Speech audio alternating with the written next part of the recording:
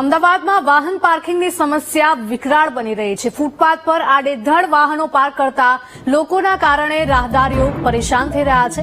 MTS bus stand residential scheme આસપાસ લાગે છે વાહનોના થપ્પા।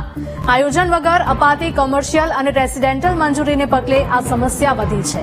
કોર્પોરેશન અને ટ્રાફિક પોલીસની ગેરકાયદેસર પાર્કિંગને લઈને બેદરકારી સામે આવી રહી છે। શહેરમાં ટ્રાફિકની સમસ્યાને લઈને તંત્રની ઉદાસીનતા જોવા મળી રહી છે। વાહન ચાલકોની પાર્કિંગની યોગ્ય વ્યવસ્થા કરવાની માંગ છે।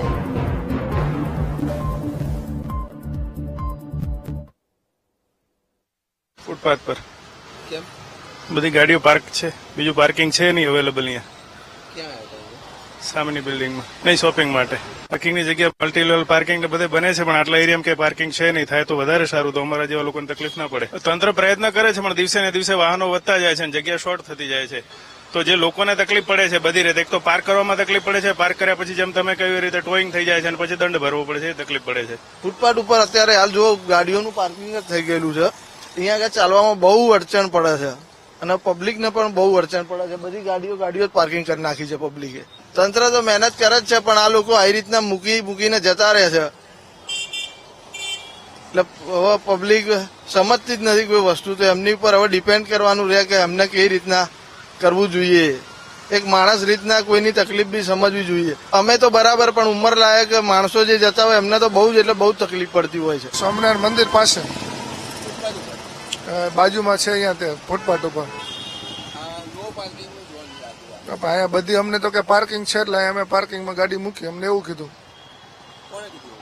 બધા મૂકતા હોય ને બાજુ ગાડી વાળા, યોગ્ય તો ન ગણાય, પણ હવે શું કરવું, બીજી કોઈ રસ્તો નથી આપણી પાસે। તંત્રએ પાર્કિંગની સુવિધા કરવી જોઈએ કે જ્યાં કોમ્પ્લેક્સ હોય કે ફ્લેટ હોય એની આજુબાજુમાં પાર્કિંગની જગ્યા કરવી પડે અમને લોકો। નહીં, અમે લોકો બહારના જ વ્યક્તિ છે, અહીંયા રહેતા નથી, મહેમાન તરીકે, એટલે ખ્યાલ નથી આવતો પાર્કિંગ છે કે નહીં, પણ આ બધી ગાડી પાર્કિંગ થઈ છે એટલે અમે લોકો અહીંયા પાર્કિંગ કરી ગાડી। હવે સોસાયટી પર ડિપેન્ડ છે એ કે ભાઈ સોસાયટીમાં કેટલી જગ્યા છે, શું અવેલેબિલિટી છે, કે પહેલાથી એ લોકોએ શું નિયમ બનાવેલા છે, બધું એના પર આધારિત છે। ગેસ્ટ પાર્કિંગ હોવું જોઈએ ખરા દરેક સોસાયટીમાં, પણ એ સોસાયટીના ધારાધોરણ મુજબ, નિયમ મુજબ લોકો એ કરે છે, ડિસાઇડ કરે છે। હવે આ તો વર્ષોથી ચાલતું, સદીઓથી ચાલતું આ ભારતમાં આવ્યું છે।